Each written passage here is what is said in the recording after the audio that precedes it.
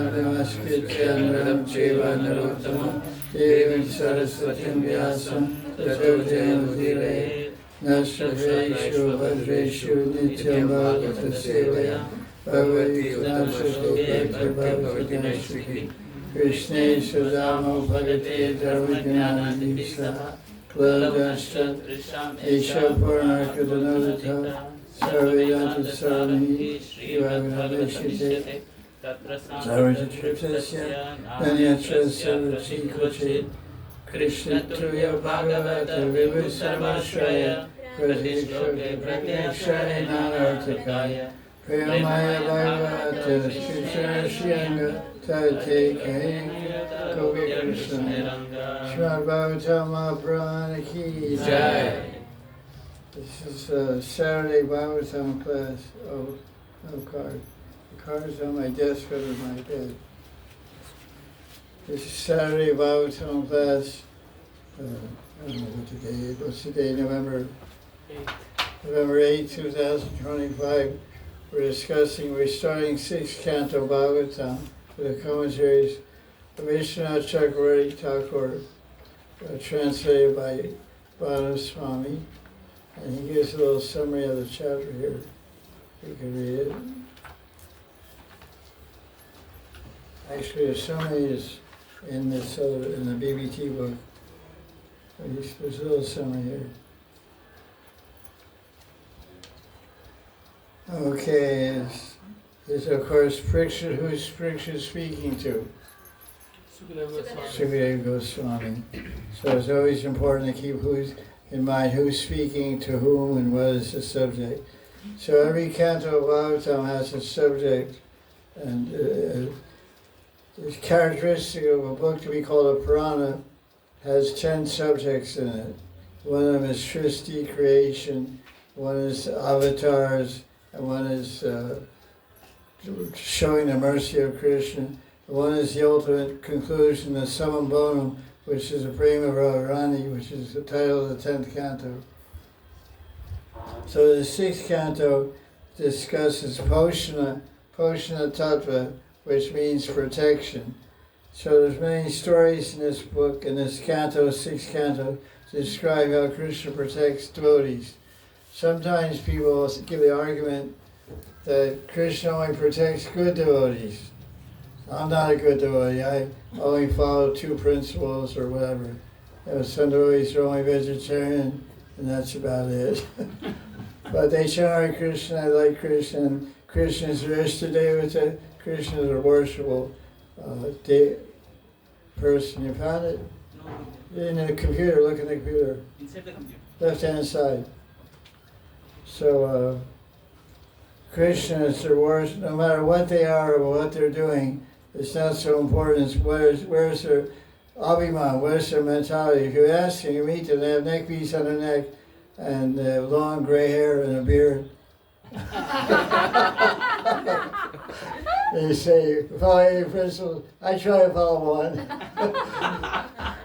They say, well, who do you love? Who do you really want to love? When it's all said and done, when you finish all your, leelas in this world, where do you want to go? I want to go to Krishna, I want to be a Krishna. So many people say that. And that means, so this book, Canto 6, goes on this side. You know how it goes? Yeah. Turn around. So Canto 6 describes protection of those guys. Turn it on? Okay, it takes a while to load. So, Jamio is a classic 2025 hero.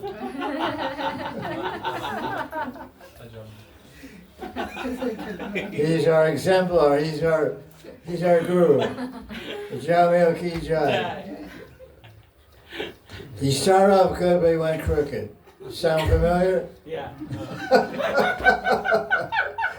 You're young, you're enthusiastic, you have some little control of your mind, and you linked up with a group and started following 4 regular principles. Look at me, man.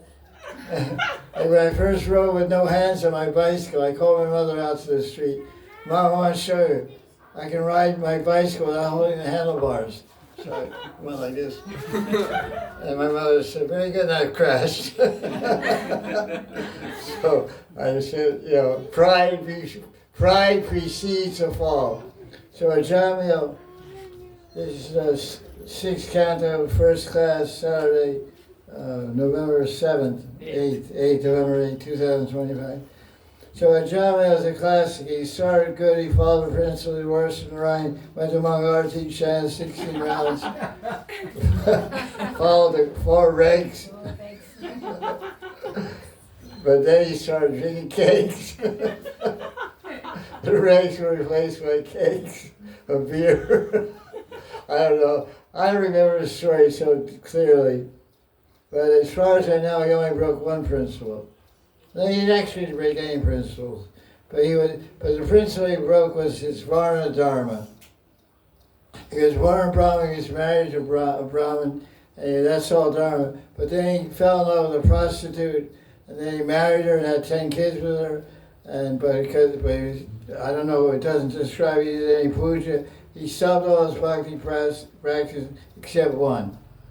What's the most important practice of bhakti? Never to stop. Chanting. Chant holy name, some or other. Before every drink of wine. Hare Krishna, you're the taste of wine, right? No, it's the taste of water. Oh, anyway. The Gita says, Rasava Masakotya. I read somewhere in the Gita 20 years ago, Krishna tastes of something, water, wine. There's a lot of water in wine, so the water part of the wine is Krishna. Okay. The other part is a good time. So, they find a way. So that's what he chanted. He named his son Narayan. So this is a very exciting chapter for us because it gives us hope. He got the mercy just by chanting reflection of the holy, a semblance of the holy name. He didn't create what offense he made. He wasn't chanting Nam Nam Palad Papa Buddha Naraka Buddhi or whatever. He wasn't chanting with the idea, I'm chanting to counteract my sins. He didn't have any conception of that. This is my son, that's it. This is my son, I'm calling my son. So he was chanting offensively from day one. He wasn't making any offenses. Just see, amazing. So degraded, so fallen.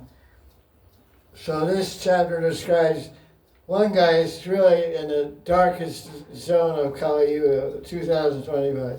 The other guy is in another Yuga, in Sat Yuga, Prahlad Maharaj.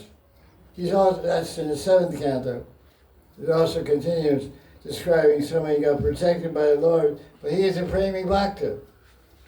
So it's true that Krishna only protects advanced devotees, like Prema Bhaktas, like Prahlad, but it's also true he protects and saves fallen people like all of us in Kali Yuga through Nam. Nam saved Ajamil. We don't really know what, I think Ajamil lived in Kali Yuga, as far as I know, because he lived in Kanyakuja, which is New Chain, isn't it? Kanpur, near Kanpur. Oh, right, Kanpur.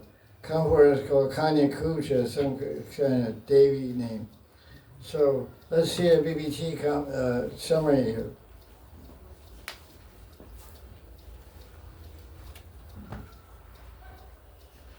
Prabhupada really liked this chapter about Jamia. He finished his book in the 6th canto. I finished in 1976. He was lecturing from the manuscripts in Los Angeles when I was there, and I heard classes from Prabhupada directly. He was really getting lively when he talked about Jamil. Jamil and Prahlad Maharaj were his most inspiring subjects to talk about. Because, he could see he was preaching to Jamil's parivar,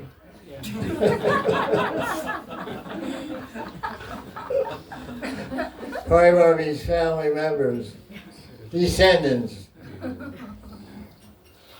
So, Bhagavatam, I said all Puranas, Vishnu Puran, Padma Puran, Skanda Puran, all the Puranas have these 10 subjects. So you can find the story of Prahlad, you can find a story with Jamil, and every Purana, but always a little different angle of vision, because the author or the speaker, the sage, Parasar Muni, different sages who spoke different Puranas, they want to emphasize different points of Tattva to teach the humanity to go towards liberation in their own idea. So the Puranas are spoken by different sages and they emphasize different aspects of the same Leela. So it's very interesting to read the Leelas, same Leela in different Puranas. Like Hari Bhakti Sudodaya by Vaishnav Payana Vyas, he tells the story of Prahlad Maharaj and also Dhruva Maharaj is there, and the glories of Ashwat tree, all these subject matters are there. And it's quite different. The Shringer comes out of doesn't come out of a pillar, I told this before. He comes in the front gate. He just walks in the front gate, I'm here. But he announced his arrival by ringing the doorbell. What was the doorbell? The thundering, the roar of the lion, which was louder than 10,000 elephants trumpeting. Rah, I'm here. You come home from college, you say, I'm home, Mom. She said, okay, big deal. Yeah, at least my mother, she wasn't so impressed. But yeah, when you come home and say, I'm home, you make some big noise about it, you know. So he made a big noise and came to the front door. Because this Hari Bhakti Sudodaya, Rani Kashipu asked Prahlad, said, where is your father? The same line of thought. And he said, he's everywhere. He said, oh, so you think he's going to come, he's just going to, if I try to kill him, he's going to come walking in the front door like everybody else and save you? Why not? And then he did. He walked to the front door and saved him. Then the rest is the same, take out, his intestines and everything. So this describes Poshna, this canto, protection of the Lord. So there's Chitraketu, and there's a Jamya. Who else is here in this canto? Indra Vritasura, all these are different devotees. Sakama Bhaktas, Karameshwar Bhaktas, all different levels of fallen people. What is it? It's many. That's right. I'll thank you, old friend Dai Sindhu. Yes. Yeah, for a long time. I remember he's still working. You still remember it? We have to put this in the fridge. That's on the line. Okay, I'll put this fridge.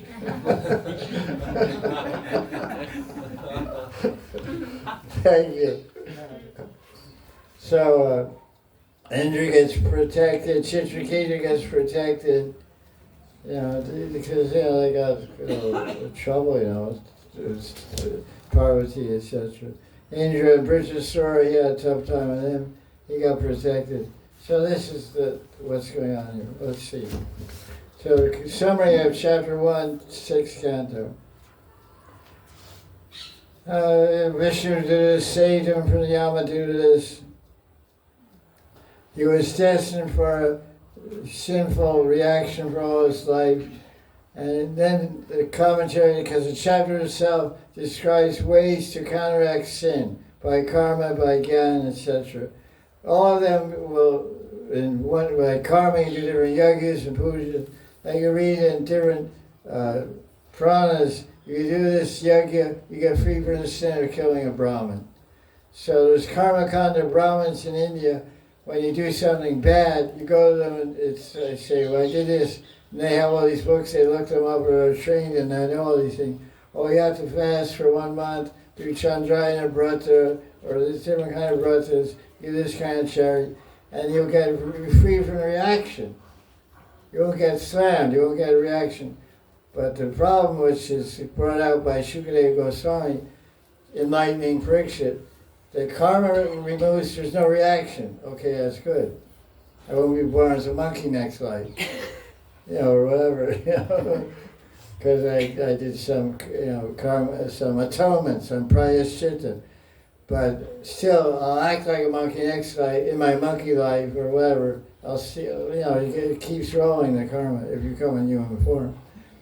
You may have a good birth this life, you act incorrectly, you got low human birth, that's the punishment.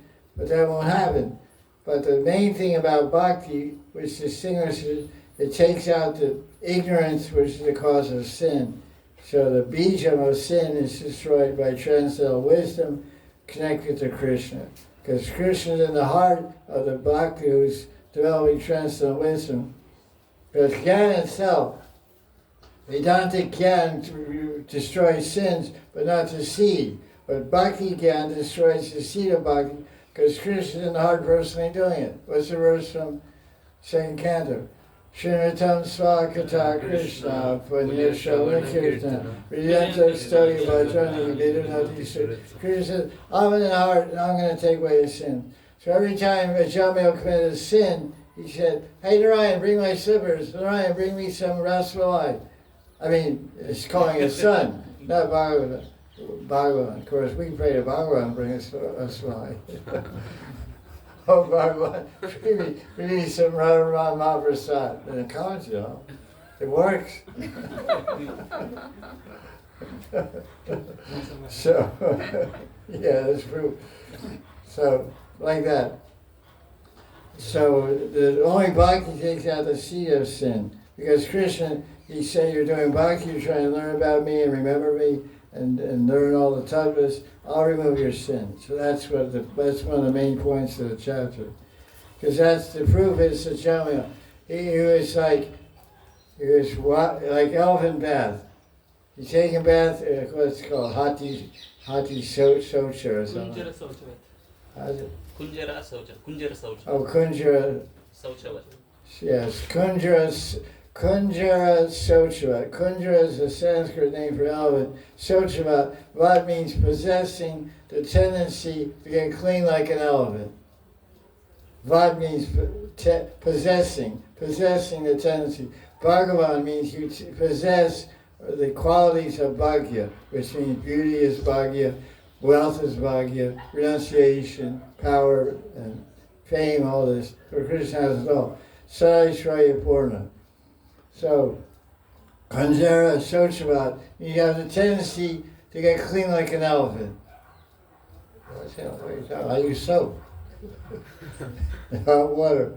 No, he uses water also, and bathes, and then comes out of the river and rolls in the dust. He goes to the river to bathe to get free from the dust. Get all the dust off his body, and he comes out and rolls it again. He likes that dust, it's Brother Raj. He said, elephant from Vrindavan. So that's the elephant's bathing. So you do bhakti, you get really clean all week long, on the weekend you party. Then you get dirty. Then Monday you start getting clean. So that's called Kunjara Sochavat. Don't be like that, please. So bhakti is the only thing. Only by bhakti can you avoid the tendency for sinful life, because you lose the papa vasana, the desire to commit wrong things. So let's go through the chapter, key points. So Vishnu says in verse 1 commentary, protection is given to devotees even if they break the laws of Dharma. What are the laws of Dharma? For us. For relative principles. Yeah, you got it. What we call it this kind? 4 rakes. Right? 4 rakes. You ever heard of that? Hey, you follow rakes? Oh, I'm throwing 2 rakes, man. That's like the lingo, You read a guy's Sunday feast, comes on Sunday for a feast. They say, how's it going? You still hanging in there? Yeah, kind of. I chant Hare Krishna when I'm on my surfboard and, and try to follow a principle or two. I choose different ones every week. This week I'll follow this one. Next week I'll follow that one. By the end of the month I followed all 4. That's good. 1 week I follow one principle, 1 week. So I met guys like that in LA, so it's true. That's classic trend-setting place, Los Angeles. They set a lot of trends there.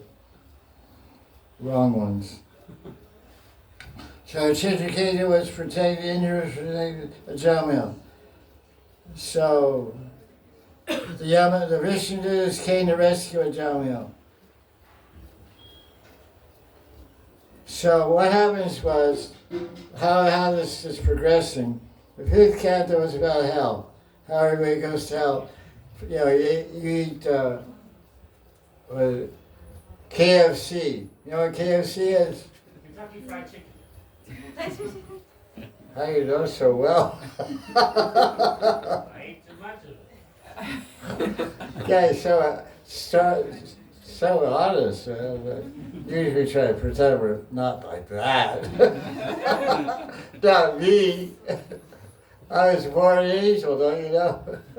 See my wing?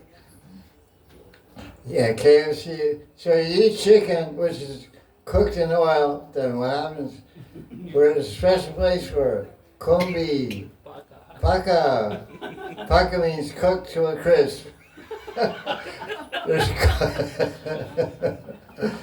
katsa and paka. Katsa means raw, and paka means deep fried. Yes or no? Yes. So coming paka is where you're cooked to a crisp. I'm sorry. It's the nature. It's a good thing I found a party that can accommodate me. You know, like different people have different tastes for parties. So I'm going to be in a party forever. It's got to be a funny one. It's got to be a funny group of Sakhis. Vishaka is the leader of the Sakhis. She's a Narma Pandit. Narma Pandit means he's a pundit and joking. Narma Pandit. So I'm in her Sakhi gun. She's my Uteshwari. Because, you know, I saw this guy is too far. I can't take him with Andalita. I gotta get a special arrangement for him. So he sent me over to the way to Vishaka and Taxi Manjari. That's okay, I don't mind. It's a little embarrassing to be in a funny party. It's not the Rupaka party, you know. Lalita's number one. Oh, it's okay being number two.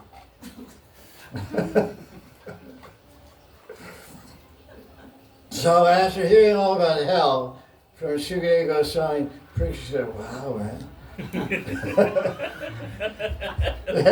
This sounds really heavy. You get ripped out of a tree and bitten by dogs and fried to a crisp. There's really hope for these guys. So that's how he starts this chapter. He says, listen, Guruji, what hope is there for these people that go to hell? So the sixth canto is reply to the fifth canto. Oh, I'll tell you. So the tattva is Krishna protects his devotee. It's called tattva, the spiritual truth, the reality, you know, the truth. Then there's a pastime, an anecdote, a lila to illustrate it. First one, lila to illustrate projection, is the worst one. The worst one is this one. It starts out with the worst one, with a Jamil. Then it gets progressively better. Indra, he's a devata, he gets saved. And Chitraketu with different people. So this is the Guru's answer to the question that ended Canto 5, is the sixth canto, where Shukadeva is saying, it's not all doomsday, there's light at the end of the tunnel. Vishnu will save anyone. Because Narada Muni even goes to Pataloka, even goes to Hellish planets and distributes the holy name. So there's many verses and Puranas describe hellish planets, people get liberated by chanting Nam. They get liberated from hell. I read verses like that. Maybe it's in your book also, I don't remember. But there are verses like that, so the idea is the holy name is even in hell. It went to New York City, that's the proof. It went to the east side of New York City, which is hell. Believe it or not, my brother lived there. And the area where he lived, there's certain street, borders certain streets, Lafayette Street and 2nd Avenue and like all these streets, there's crisscross. It's called Hell's 100 Acres. Because in that area is 100 acres of property, city property, Manhattan, New York City. It's called Hell's 100 Acres. That's the name of it. That's what Italian gangs are, Polish gangs, black gangs. It's like, that's where Prabhupada went to Tompkins Square Park in the middle of hell's 100 acres. Sounds really nice, Tompkins Square. Some English guy, Tompkins. Lord Tompkins. But the real name of the place, hell's 100 acres. Did you know that? That's not in the biography. But that's a fact. My brother lived there. You could qualify. Oh, he's not liking it. He's a good guy. So let's get into the chapter and see what's going on here. We just kind of find different points to talk about. Verse 6, chapter 1. So he asked the question which I already said, how can people be saved from hell? Please explain how a person can avoid going to these hells. And he said, if a person does atonement, this is very interesting. You can atone for your sins mentally, by words, or by actions. So sometimes the question is asked to spiritual leaders, what if you make an offense to some devotee, you make a serious offense, and the devotee goes away, is not available to fall at their feet, to give them some gift, and beg with your words and with your actions of humility and submission, offering obeisances and words of repentance and begging forgiveness. If they're not there, how do you get relief from the sinful reaction? Vaishnava Brad. So that's a different voice answer in different ways. So one way is by more chanting, praying to non-Prabhu. The other way is by mentally visualizing that devotee, and mentally, because there's manasik seva and sharira seva, service with the body. So take the devotee in your mind and pay a basin at their feet and visualize you're touching their feet and you're praying to them to forgive you in your mind. Because it often happens, because you come from overseas, a foreign country, Yatra, Vrindavan, and you offend a bunch of Brahmins here or there, get angry with them, and harassing you for a donation, whatever, you lose your cool, you get uptight, and you get angry with a businessman, and maybe you say some bad words, and actually make an offense, and it pinches your heart later, and you know about it, but then you're flying out that night. So you get on a plane, and it gets quiet, and you're by yourself, and you think, oh, well, I didn't leave on a good note, It wasn't some, like all your books, moderated, some bad. You always write down in your books, nice. Everything should end on a sweet note, so end on a bitter note of offending a Vaishnava. So what to do? So that's why it's told right here, 6th Canto, chapter 1, verse 7. Koryan mano ukta panivi. Ukta, korya means do with your mind, or with ukta means your words, and panimi means your body. Pani means hands, means action of your hands.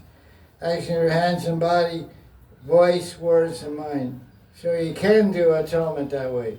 So, of course, in bhakti there's no atonement. The only atonement is do more bhakti. So that's why acharyas will tell you, you made offense to anyone, chant more the holy name, pray the holy name, and mentally get forgiveness or physically.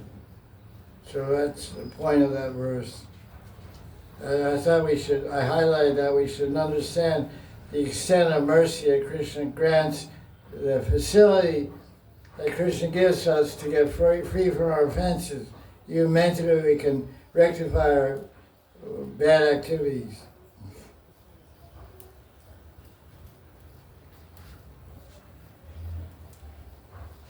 And verse 9 is a little bit frightening, because Srila Goswami says, the sinful acts can be done by seeing or hearing. One helplessly commits sin again. So what use is there for atonement? Because how does atonement destroy sin? That's the question of this chapter. So then I'll just give a summary. He said, Sri Goswami said, you're going to atone by karma, by gyan, by transcendental knowledge, Vedantic gyan, and one does sin over and over again because the Papa Bija is still in the heart, the seed of desire, which creates Vasana, then Vasana followed by action. Vasana is followed by Sankalpa, Sankalpa is followed by Karta, action. So Shiva atonement is knowledge, because knowledge removes ignorance. It starts getting you thinking correctly. You do Karmakanda atonement, you don't start thinking correctly. You just get free. It doesn't change your attitude, your mentality. But Gyan change your attitude and mentality. You start thinking, oh, I did wrong. I'm going to get this reaction. Now I counteract. Now I learn I shouldn't do it. But you have the seed of desire, so you do it again. So Bhakti is also Bhakti Gyan. It's Bhakti plus Gyan. So you also get knowledge that I did something wrong, and by this knowledge I realized that I shouldn't do it, and Bhakti gives you the power to eliminate the desire to do it again with the additional help of Krishna taking out the desire. That's the idea of this chapter. Then he talks about different activities that promote the cleansing of the heart, like there's a famous verse, 6th Canto, chapter 1, verse 13, Tapasa brahmacharyena, shamena cha damena cha, tyagena satyasochabhyam, yamena niyamena cha. These are ways of counteracting sin by avoiding association with the opposite gender, by following celibacy, mind control, etc., controlling the senses, following rules and regulations like 4 regs, etc. Then, of course, the obvious conclusion, because this is a book about Bhakti, is that Bhakti does everything. Sin is completely uprooted only by Bhakti and no other process, verse number 15. As far as this chapter 1, the 6th canto, the most important verse is verse number 15. You maybe know it. Prabhupada quoted it so many times. Keshit kevalaya bhaktya vasudeva prayana agam janvanti krishna karchne yena nirharam cha eva bhaskara. Surrender devotees.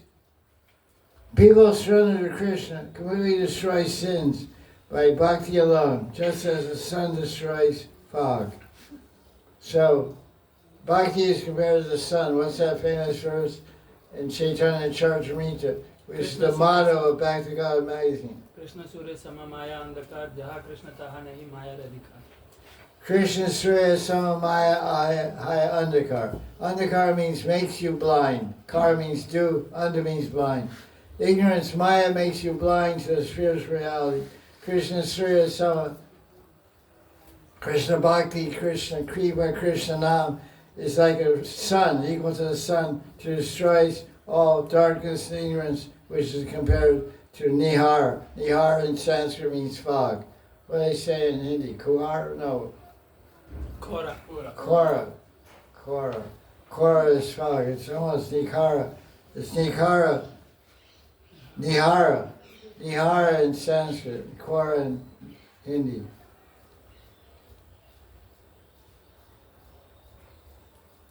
So he says, Vishnu in verse 16 explains the thinking of a devotee.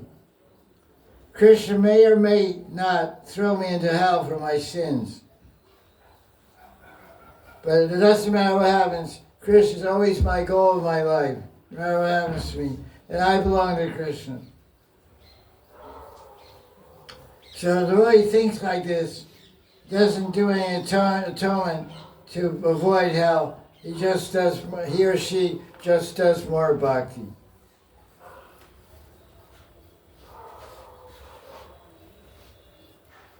So then it goes on.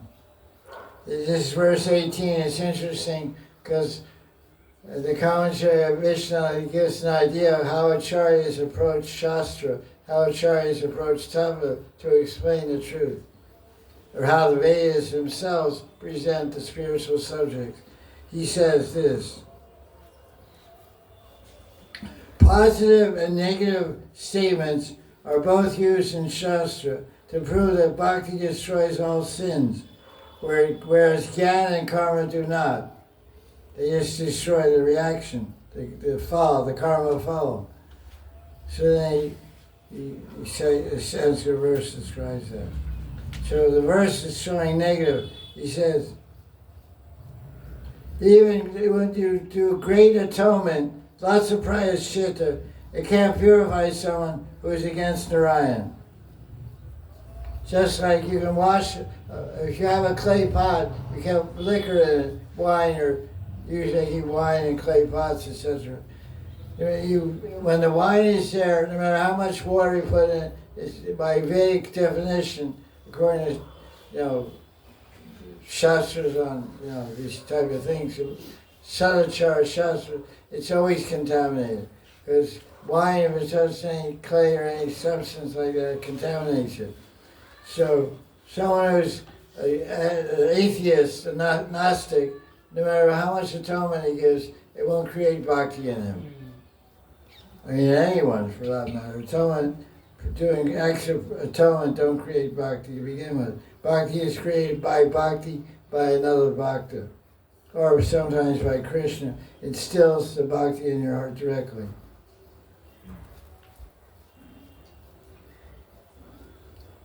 And verse 19 is interesting. If you just once fix your mind on Krishna, even in dreams, even though the mind is still full of material attraction, one won't see the Yamadutas. That's very powerful. So Vishnu comments, purification does not even depend on being solid or nishtha in bhakti. Just once remembering Krishna is sufficient.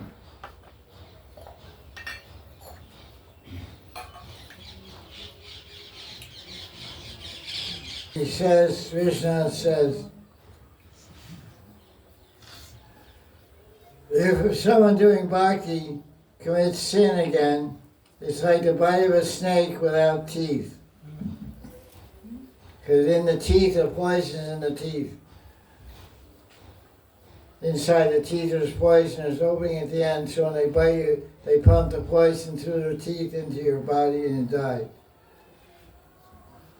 So a snake without teeth, so the analogy means you do a sin but it doesn't bite you. And you don't reaction, because bhakti eliminates reaction. Now this is all a tattva. So over 19 verses he described the tattva of bhakti and the power of bhakti to destroy all sin. Now, what's the story to illustrate it? This is a technique. Talk about tattva, then tell a story to illustrate it. So I'm not very good at it, but all pracharaks are great storytellers. Like Satyanaran Das, Babaji. He's a great storyteller. He knows so many stories from Hitopadesh and Ramayana Puranas. And he illustrates all the tattva with stories. Like that book about love, it's only 3 stories there. He draws the moral and conclusion. I'm a little weak on stories. But that's the system, that's the standard that's established by Shukadeva Goswami himself. And the Shastra, rather, the Bhagavatam, Vyasadeva. So he illustrates the story to explain the meaning of the tattva. Okay, let's find out what he was up to here. Jamil was, he married a prostitute, everyone knows, he had 10 kids. He was gambling, cheating, stealing, so he was at least breaking that principle. Get no gambling. And they were, I don't see it as drinking or eating non-veg. We don't read that. Let's see the details here. How long did he live? 100 years. Wrong. Read the book. guesswork. It's there in Sanskrit, Ashtasha Yashu. You see it in verse 23. 23, Sanskrit. See the word for 88? 88. Read it. Ashtasha Yashu. You see verse 23, chapter 1. Let's go read. Read the word. Read the word, Sanskrit word. Ashtasitya. Yeah, Ayu means life, and that number, that Sanskrit means 88. So it'll be 88. What do you live 100? You rack up more sins. No, he lived for 1 more year in Rishikesh. So, well, it's okay. That's a very discriminating point. I like that. I would like to modify what I said. Because this is verse, in the story we're hearing, it's a progression, sequence, like any story has Act 1, Act 2, Act 3, etc. So in this juncture of the story we're hearing in the beginning, at the age of 88, he had 10 kids. But then when the Vishnudutas came and saved him, he gave up all that life, went to hardware, and did Nam Bhajan, and contained prema, and got a Siddhadeha when he died. That's one of the examples. There's 6 examples in Bhagavatam of people who got Siddhadeha by mercy of Guru and Krishna. And Jamya is one of them. Dhruva Maharaj is another one. His whole body became Siddhadeha, or was already like that. The same body was in doing bhajan and tapasya. He went to Vaikuntha, Paul's story. It's Vaikuntha in the material world. So he's 88, so the Yamadutas came when he was 88, and he went to Harvard. Maybe, so he was saying he lived to be 100, so maybe he lived another 12 years. Because, he was a Brahmin high birth, and he had a pretty wild life. But he's probably destined to live 100 years, so he did. I can't say. Maybe there's more elaboration later. I haven't. I always remember 88 years old, but that's something to look into. If you're really interested. That's not the main point. So his youngest son was Narayan, everyone knows. So while chanting holy name, Sri Swami says he developed bhakti for Narayan. He saw the Yamadutas. Why were there 3 Yamadutas came?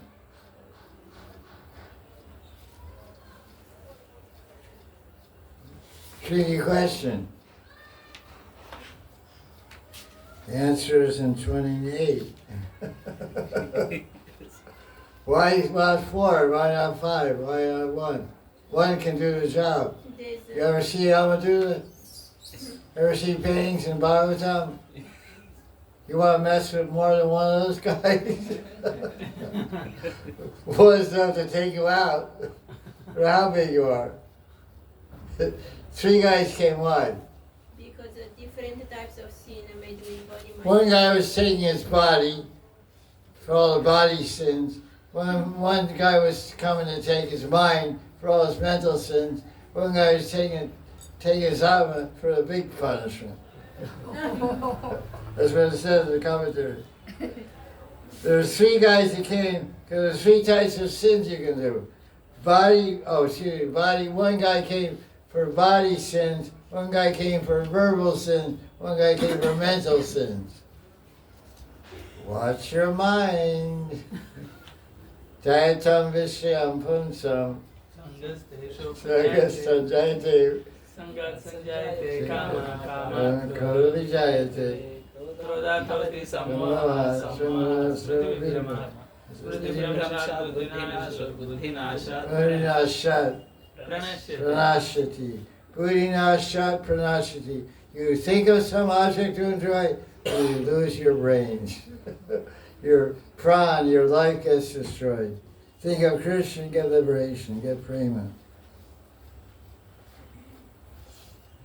Okay.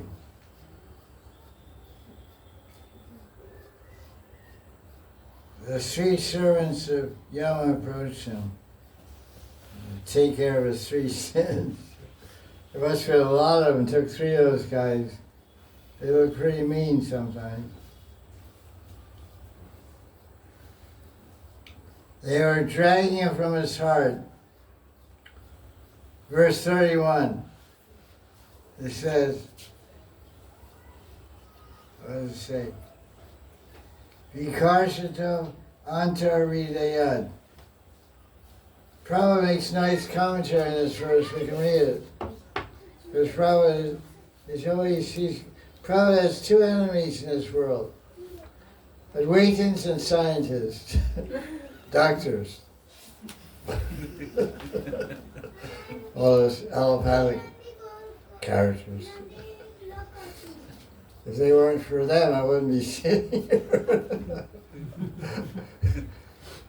On to read that. The most important, this is a very important verse for preaching also. 31. Anta Ridayat. Ridayat means heart. Anta means inside. We say Vitar Anta, inside. So that means the Ramadus came to take the soul out of the body, where is the soul located? In the heart. It probably makes that point. Materialistic scientists, enemy number one of Prabhupada. When you read Prabhupada's book, I hope you're not a scientist when you read Prabhupada's books. I have a bachelor's degree in science, BSS in allopathic medicine, and I read it. I was kind of half-baked scientist now. I turn the page. Scientists are demons. Scientists. I was scared. What's my future? I want to be a doctor. I'm a demon. I'm already a demon. I didn't even know about it. I didn't even try anything. I'm already a demon. So he says, materialistic scientists do not know where the soul is. Where the hell is this thing, man? There's something in it, I don't know, running the place. It's a consciousness, it's a mind, it's power, it's light, it's divine light, it's force, it's gravity, it's vibration, it's 120 megahertz. What is it? It's heartbeat, it's breath, it's air. They're guessing. Heart, the Atma is in the heart, man. So one clever devotee asked Prabhupada, 1975 in Los Angeles, Prabhupada, now they're doing heart surgeries. So you say the soul is in the heart. So the guy, they take his heart out and put in another heart. So, how does he stay alive when the heart, which contains the soul, which is the spark of life, consciousness and chitta, is taken out of the body, the guy should die. How does he stay alive? He said, the guy's not stupid. If somebody comes to take your heart out, you're gonna the guy who's the witness and the controller, the owner of the body is you, the Atma. So when you're giving permission, okay, take my heart, but you can't take me, because you can't find me. Like when you play hide and seek with your friends, you say, catch me, you can find me. Count to 10, and then you run and hide. So Atma, Prabhupada explained, when they take the soul steps out of the heart and floats on the prana. Apana, or one of the pranas. It's circular. One prana goes like this. One goes down. Udan goes down, and one goes up. One goes like. So the prana goes like that. The soul floats on that prana. And you put the new heart in, which is not a new soul. It's the same soul. It fits. I like it. It's nice. You're working. It's young. It's good. I'll tell you how much. 5 lakhs. Oh my God. Okay, take it. Cost 5 lakhs for that new heart. 10 lakhs. I don't know what. So that's how he answered the question. Because the guy was a scientist asked the question. He said, I'm going to trick up this Swami. Okay, Swamiji, the soul was in the heart. So how about this scenario? Now they're doing open heart surgery. He said, yeah, I know. You know, I think of some village guy from Bengal. I don't have a rowboat back in the Ganges River, you know.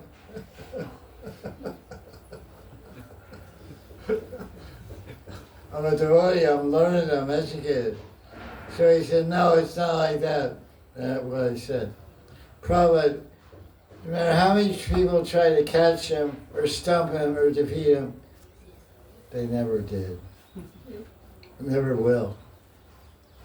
So, they can't find the soul in all their instruments and computers, etc.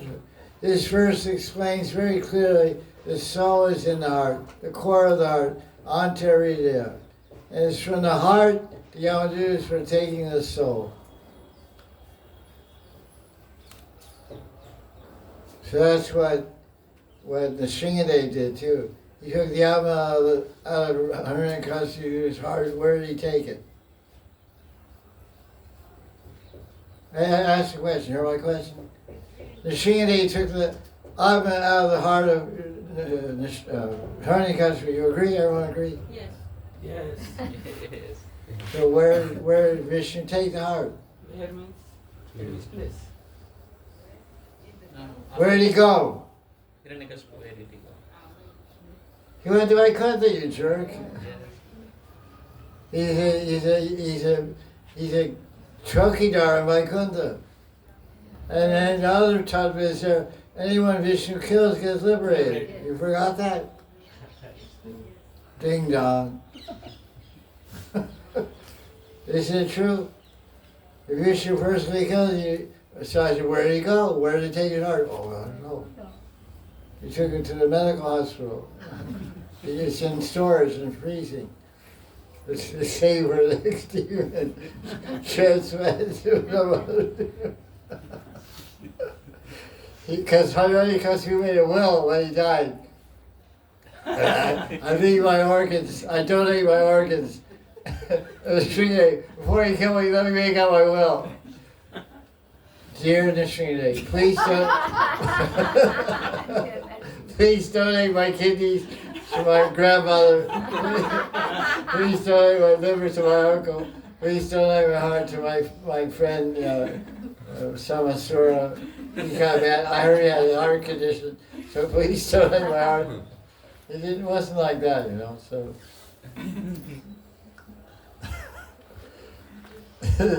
this is about how I see it, you know. No, so that's really, I want to make that point. So Prabhupada quotes a famous verse from Gita, 18th chapter, 61. Well, it's stereo. Ishvara Sarvutana, Brahman Sarvutana, Yashvara Maya. Krishna in the heart, directing everyone on the machine of the body. Go here, go there. Go here, go there. So he's saying here again. Okay, let's go. What else do we have? Verse 38.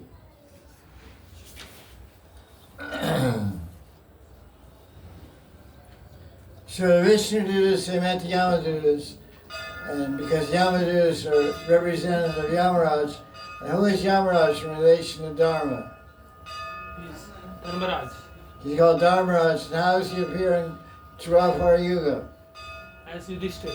He appears as Yudhishthir, the eldest brother of the Panchpandavas, is Yamaraj personified. Vidura. Vidura, the brother of Duryodhana. Yeah, sorry, I got who is Yudhishthir? Son of Yamraj. That's how it was. Kunti and Yamaraj. Yes, yes. Okay, I got confused. Thank you. So the Vishnu said, you know, you're representing the, he's from Mahatma, if I want to make it, Yamaraj Mahajan. The verse there in 6th Canto, what is that? Swayambhu Narada Shambhu Pralaya Janako Bhishma Kumaro Kumara Kapilava Balir Valir Vayasikira. So Yamaraj is speaking this verse.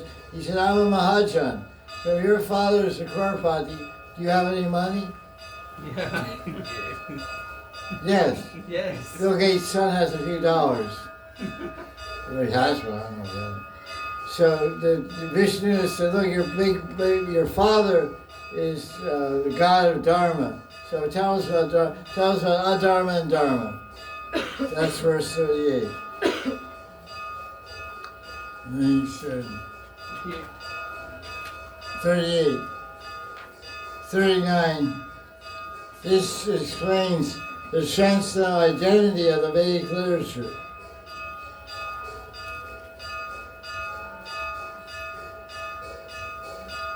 Veda Narayana Sakshat, a really nice verse. Veda Narayana Sakshat. The Vedas are directly God. Sakshat means directly Vishnu. Veda Narayana Sakshat. And how do they come? The commentary explains. The Rig Veda says the Vishnu exhaled became the Vedas. So the Vedas are called Prana Shastra. The Prana Shastra, the exhalation of Vishnu. Prabhupada has a commentary on this verse also I can share. What time is it? 5. Okay. We usually go to 6 or whatever I can allow. Let's see. 56.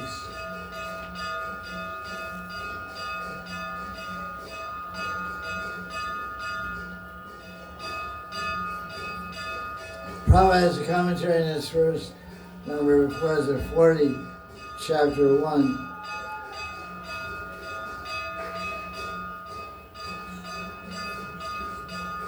He says, Prabhupada, BBT book, Dharma is not actually made by Narayan.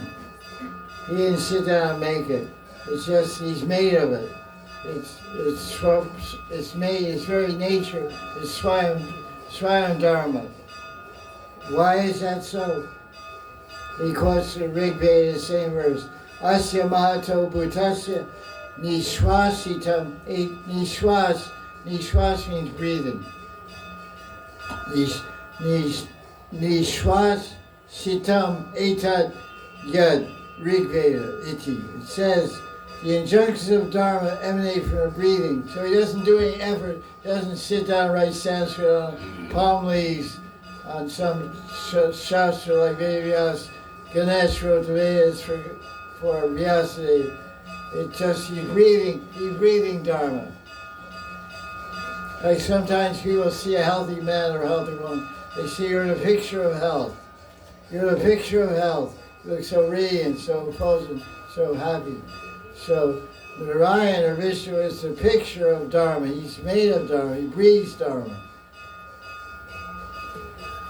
Like sometimes he used to glorify Srila Prabhupada, this guy. He used to say he's living and breathing the Bhagavatam. You used to get up every day at 1 a.m. in the morning. 1 a.m. You used to go to sleep at 10 or 11, get up at 1 a.m. and start translating the Sanskrit Bhagavatam into English for all the Western people like me and other people. That was from 1960 or 62. He started his work in Sevakunj in Radha Damodar Temple, getting up at 1 o'clock in the morning, in the still of the night, everyone's sleeping and dreaming, he's speaking Bhagavatam. So his whole life, from 62 to 77 when he left, for 15 years, he lived, breathed, talked, walked, and distributed, printed, translated the Bhagavatam. So he was an example of Narayan being, Narayan is breathing the Vedas, Prabhupada was breathing the Bhagavatam. That's the comparison I want to make. But you can't not see that if you look at his life. You get 1 o'clock and do something for 5 hours. For 5 hours you translate. Then you go for a morning walk on a beach somewhere in a park, come back, take a bath, chant Gayatri, go to greet the deities. I was there for 2 weeks when I was in LA, so I know his schedule. So it's like Narayan let's say manifested. It's not created, they're eternal. Narayan's eternal, so Vedas are eternal. It's eternal sound vibration. It's not mundane the least bit. Every single syllable is nitya. Every single syllable is a breath of Narayan. Sa, ga, pa, da, ni, sa. It's all breath of Narayan. It's really a staggering thought to conceive. The transcendental truth of the Vedas. Let's see what Prabhupada said. Narayan exists eternally and breathes eternally. Therefore, the Vidya of Dharma of Narayan exists eternally.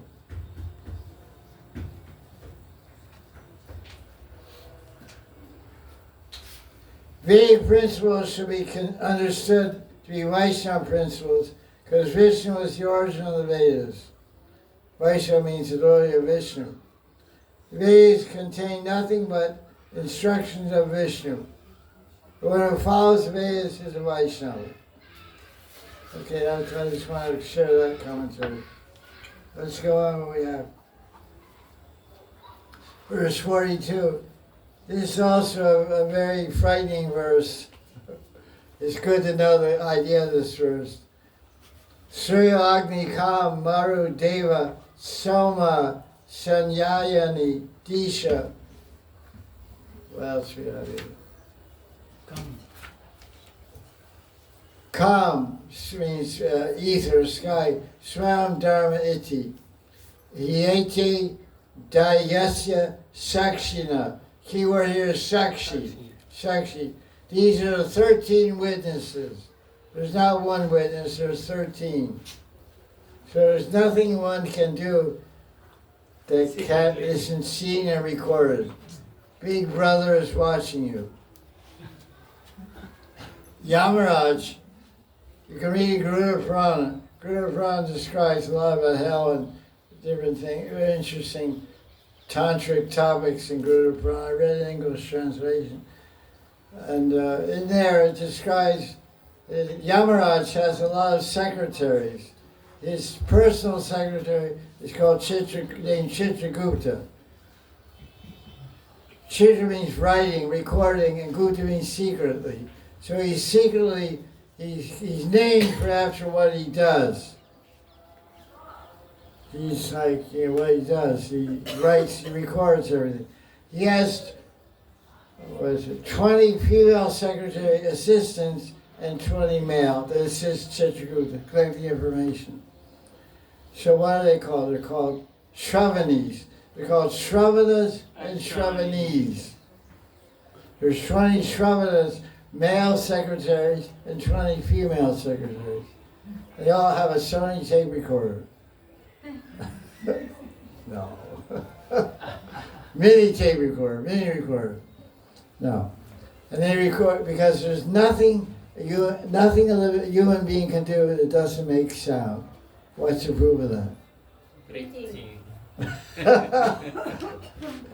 What was my question? Tell me. Why man cannot do anything without sound? A human being cannot perform any action without sound. What's the proof of that? He said what? Breathing. You know that. You're a doctor. Love dub. The heart is making a sound. Love dub. Love dub.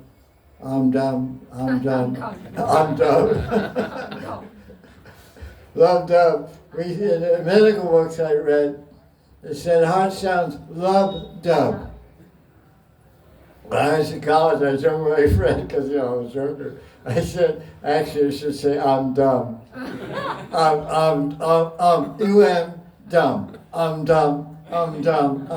And after a while, you may get the idea. I'm dumb. I don't really know who I am. Who am I? I don't know. Kayami Tapatrai. Who am I? A suffering birth and death. Threefold mystery. Adhyatmic klesha, adhibodhi klesha, adhidaivic klesha. I'm suffering everywhere. Kayami, hey, who am I? Help me. I'm dumb. I'm dumb. I'm dumb. I'm the dumbest. I'm dumber. I'm dumbest. When you go to college, when you go to high school, you're dumb. When you graduate from grammar school, you're dumb. When you graduate from high school, you're dumber. When you graduate from university, you're dumbest. Because you get a PhD. You really graduate, you like finish with the thing forever, get a PhD. What does PhD mean? Piled higher and deeper. P means piled. Pile, like a kuta, unakut, pile of grains. Piled higher, H higher, deep. higher and deeper in dumbness. Forgive me, all PhD candidates out there. Like we say, I'm a doctor of philosophy. Oh. You wrote your thesis on Plato. Yeah, I did. How do you know? On Socrates, on Kant, on Francis Kafka, different very great philosophers and psychologists. Oh, that's very nice. You have a doctor of philosophy. Full, Puggle, Merck, Professor Merck, Puggle, full. Mark, no, Mark means full, no? Marka. Doctor of philosophy. Yeah, I'm a doctor of philosophy. And we kind of smile. In our mind, we say, yeah, full number one. Because you don't know Bhagavad Gita. No, you don't know Bhagavad Gita, you know Bhagavatam, you know nothing. If you don't know who you are, you know nothing. Tamasima Jyotir Gama. Gama, come out, man, get out. Come out of the darkness. Gama means come, move, get out. So let's see. So here's witnesses. Who's watching, you guys? Yeah, I got lost. I forgot what the Shravani. So every action makes sound. Like you're like alone in a cave in some mountain. And no one, it's dark in here. No one can see us. Your mother's not here, your father's not here, your husband's not here. Well, wait a minute, what kind of Leela is this? and there's no stars to see us, no moon. But there's night, Rakta. Night is a Devi, Rakta Devi. She's seeing you. And she's recording and passing on to the Shravanis. And recording. At such and such date, you went and committed adultery in this cave in Manali on your vacation with a bunch of ISKCON guys around you. That wasn't them, but they were in the valley. So everything's recorded. So let's see where they are. Don't get scared now. Hold her hand. Malika, hold her hand so you get scared. Sakshi, sun planet. So don't be careful. Don't do anything. Be like Harnikasru. Don't do anything in daytime. He made a bargain with Brahma. He bribed Brahma. First bribe was Brahma and Harnikasru. Look, I did all this tapasya, Brahma. So okay, what do you want? Look, I want to die in the day. I don't want to die in the night. I don't want to die in the Sandhya. I did say it. I don't want to die in the day. I don't want to die in the night. I don't want to die inside. I don't want to die outside. I don't want to die by an animal. I don't want to die by you and me. Or a weapon. So Brahma said, Babaji, tatastu. Yes. But he didn't say, I can't, but Brahma was saying, this guy's very clever, but not as, he has one head, he makes him very clever. But I have 4 heads. Chaturmukh Brahma, I'm more clever. So, he won't die in the day and night, he'll die at the Sandhya, juncture of day and night. Okay, I got that covered. And he won't die by any weapon, he'll die by claws. Naka. And he won't die by a human being, no. He won't die by an animal, no. So he thinks he has it covered, but I can see by my Chikalagya, my knowledge of future time, that Vishnu will come as an avatar. Half man, Nara, half lion, Hari. Hari means lion, Narahari. And we'll finish the guy off. Brahma wrote his 8 hands. He wrote his 8 hands, He went back with a big smile on his face. I made Hiranyakashipu happy, I made all the Devas happy, and I made myself happy. So that's a good way to give a blessing, you know. You bless the guy and make him happy, and you're happy. First of all, the guy gave you 100 lakhs of rupees to build your temple. So that makes you smile. You bless him with long life and all that jazz, you know. Ayushman Baba too, and money Baba too, and then he's happy, everyone's happy. Build your temple, let Krishna happy too.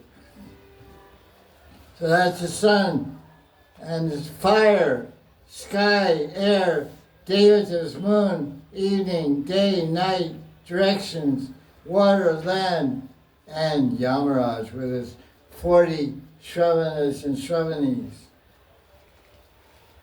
One may think they're doing something secretly, no one's looking, but there's 13 witnesses. Bam, battery went dead. Okay, we'll have class next week, we'll continue. Jai Jai Shri Radhe. And Prasad.